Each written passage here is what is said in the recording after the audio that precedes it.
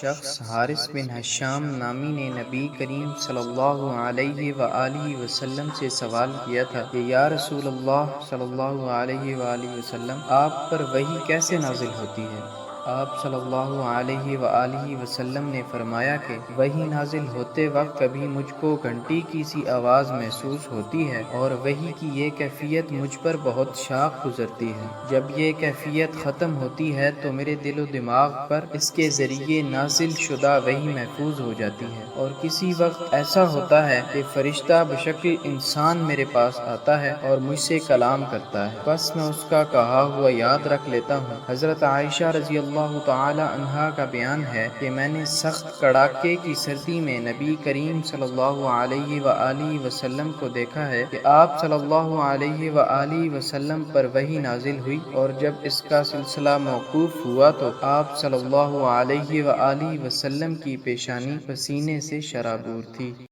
صحیح بخاری حدیث نمبر 2۔